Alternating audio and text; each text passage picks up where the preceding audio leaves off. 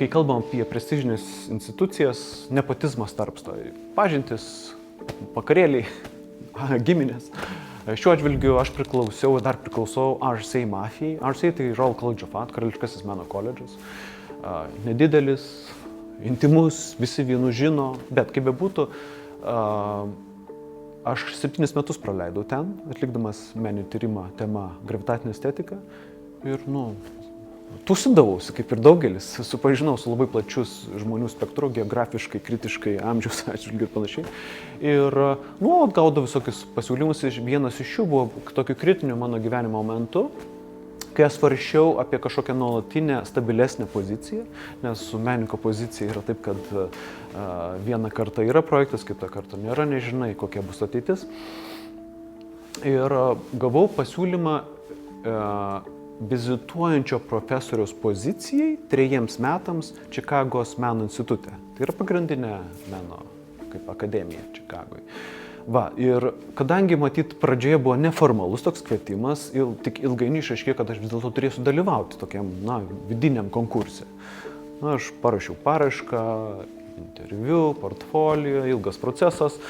Ir galų galiai išaiškėjo, kad nepraėjau to konkurso, nors jau aš ten vos neplanavau, kaip važiuosiu gyventi ir dėliojau savo biudžetą, savo tvarkaraštį. Ir kai sužinojau, kad...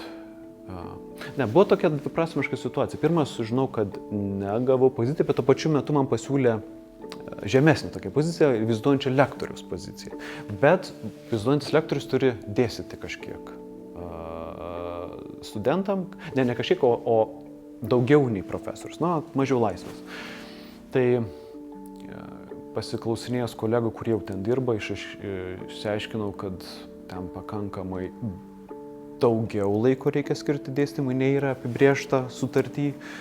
Tai reiškia, kad labai mažai lieka laiko savo ir laisvai kūrybai. Ir tiesiog nepriimu šitos pozicijos ir galiu savo padėkoti savo praeities savo. Tai 7 metai turbūt atgal. Kai šitas sprendimas mane paskatino svarstyti apie stabilią poziciją čia Lietuvoje, nes aš panašiu metu grįžau iš Londono ir labai dėkoju savo, nes tuo metu buvo visai palankios aplinkybės įgyti studiją ir integruotis į Dailės akademiją, tapau prorektorium, po to kitos pozicijos. Ir gavau vieną po kito grantų ir integravausi į Lietuvą pakankamai stabiliai.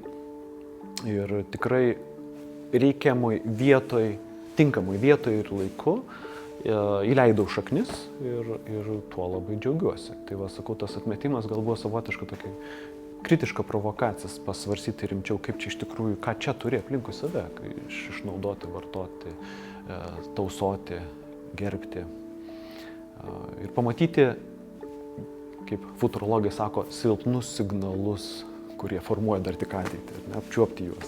Tam reikia sujautrėti savo aplinkai. Ir iš tiesų ta kritinė tokia situacija mane padarė jautresniu.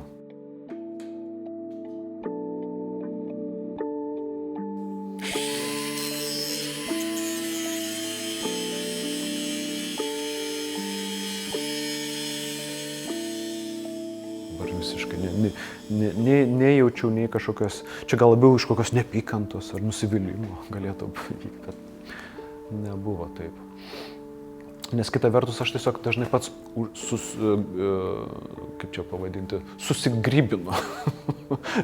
Aplaidžiai pasižiūriu į sąlygas ir kartais įvyksta miskomunikacija, ypač tokiam neformaliom kažkokiam likimui. Gal ir pasakė kažką, kad bus konkursas ir panašiai. Gal ir mane parašė. Tiesiog gal nenugirdau. Labai dažnai taip nutinka ir aš tiesiog dėl to pakankamai atlaidžiai žiūriu. Ir dažnai kaltinu save, kad aš gal per mažai klausiau ir per mažai įsitraukiau į išankstinį dialogą.